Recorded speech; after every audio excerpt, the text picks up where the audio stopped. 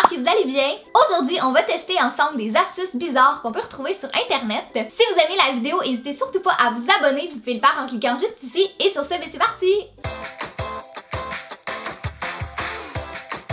Donc la première astuce qu'on va tester, c'est comment ouvrir une canette avec tout simplement un élastique pour les cheveux.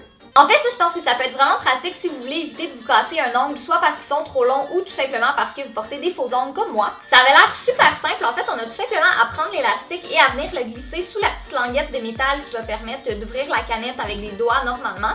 Et on a qu'à tirer du côté opposé. Je sais pas si c'est moi qui est pas assez forte, mais j'ai vraiment peur que l'élastique casse avant que je sois capable d'ouvrir ma canette. J'ai vraiment peur que ça casse. Ok, je vais essayer de le prendre d'une autre façon. Non, pour tout vous dire, en ce moment, ça semble vraiment pas fonctionner.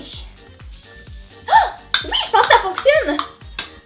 Je pense que ça a comme semi-fonctionné. Parce qu'en fait, ça a permis de soulever la petite languette de métal assez pour que je puisse venir ouvrir le reste de la canette et ça évite que je me brise un ongle. En ce moment, je suis vraiment mitigée. On dirait que je sais comme pas trop si ça a fonctionné ou pas. Je serais tentée de dire que oui, parce que ça a quand même à demi fonctionné. Ça a rempli sa fonction, mais je sais pas. Je pense que c'est quand même plus facile de l'ouvrir avec ses doigts. Mais vous me direz dans les commentaires qu'est-ce que vous en avez pensé, si ça fonctionne ou si ça fonctionne pas.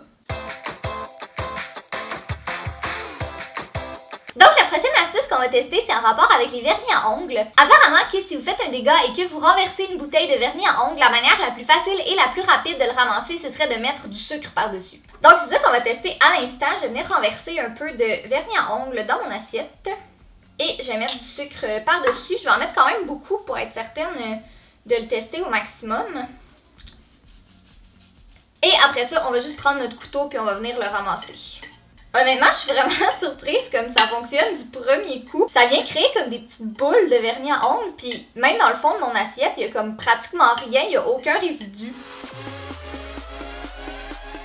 Sérieusement, j'étais vraiment sceptique par rapport à ça. Je pensais vraiment pas que ça allait fonctionner, mais pour vrai, dès le premier coup, ça a vraiment donné un super bon résultat. Donc si jamais vous renversez votre bouteille de vernis à ongles, ben, vous savez quoi faire. Pour la prochaine astuce, j'ai lu à quelque part sur internet qu'une bonne idée quand on part en voyage, au lieu d'apporter toutes nos palettes d'ombre à paupières et nos pinceaux, ce serait tout simplement de prendre des cotons-tiges et de venir les imbiber d'ombre à paupières. Donc à la place d'amener tout notre attirail, on amène tout simplement les cotons-tiges avec nous et on va pouvoir se maquiller avec ça. J'avouerai que je suis assez sceptique parce que je pense pas qu'on peut vraiment se faire un beau maquillage avec juste des cotons-tiges, mais c'est ce qu'on va tester. Bon, en ce moment je porte pas d'ombre à paupières, donc je vais prendre 3 couleurs différentes, comme si je voulais me faire un look avec 3 ombres à paupières différentes. Bon, c'est fait, j'ai mes 3 couleurs d'ombre à paupières et là je vais tester côté pratique de quoi ça a l'air. Bon, pour le coin interne, ça fonctionne assez bien. Ouais, je dirais que c'est pas trop laid, je veux dire, tu sais, c'est pas tout à fait normal de se maquiller avec des cotons-tiges, mais ça donne quand même un résultat pas si pire. Je pense que le test ultime, ça va être le creux de l'œil parce que on dirait qu'il faut vraiment un pinceau pour utiliser ça.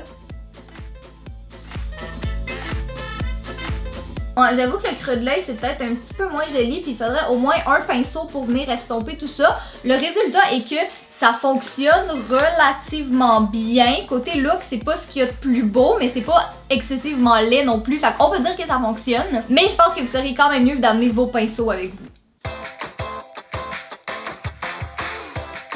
La prochaine astuce, elle se classe plus du côté pratique, mais si jamais vous avez fait une tache de marqueur permanent sur un de vos vêtements, il paraîtrait que vous avez juste besoin de gel antibactérien pour l'enlever. Donc là, j'ai pris un vieux t-shirt qui est déjà tout taché et je vais faire une petite tache de marqueur permanent par-dessus. Et je vais venir appliquer mon gel antibactérien qui sent vraiment bon, c'est un gel du Bath & Body Works. Donc là, je vais le frotter tranquillement par-dessus. Je vois que l'encre s'enlève, mais pas tant que ça. Ça fonctionne comme semi parce qu'on voit que ça pâlit un petit peu, mais je pense pas que c'est assez fort pour ça. Il me faudrait comme du chasse-tache ou un truc comme ça. Peut-être qu'après, une fois avoir été lavé, ce serait correct. Mais en ce moment, ça l'enlève pas complètement. En fait, en ce moment, j'ai plus l'impression que ça étend la tache qu'autre chose. C'est sûr que ça fait pâlir la tache un petit peu, mais elle est très présente quand même. Puis j'ai l'impression que c'est vraiment juste étendu en plein milieu du t-shirt. Je vais essayer de voir après un lavage qu'est-ce que ça donne, mais pour le moment, cette astuce ne fonctionne pas. Et finalement, la dernière astuce qu'on va tester aujourd'hui, c'est est-ce que c'est possible de faire des cupcakes en forme de cœur avec des billes en verre. Donc selon ce que j'ai lu sur Pinterest, avec tout simplement une bille en verre que vous allez venir glisser dans le moule à cupcake qui est déjà rempli juste avant d'aller au four, ça va permettre de venir créer une forme de cœur qui normalement devrait rester pendant la cuisson. Donc je vais venir mettre des billes à l'intérieur de mes moules à cupcake et je vais aller les mettre au four pendant une vingtaine de minutes et je vous reviens après pour voir ce que ça donne. Alors, comme vous pouvez voir, ça n'a pas vraiment fonctionné. Je pense que j'ai peut-être fait une gaffe puis j'ai mis un petit peu trop de mélange. Donc ça fait qu'à la cuisson, ça a débordé par-dessus les billes puis ça n'a pas du tout fonctionné. Ça a vraiment pas l'air de cœur en ce moment. Il y en a un seul qui avait un petit peu moins de mélange que les autres à l'intérieur. Puis ça a l'air d'avoir semi-fonctionné. Ça n'a pas tout à fait l'air d'un cœur, mais peut-être que c'est ça qui avait vraiment juste trop de mélange à l'intérieur.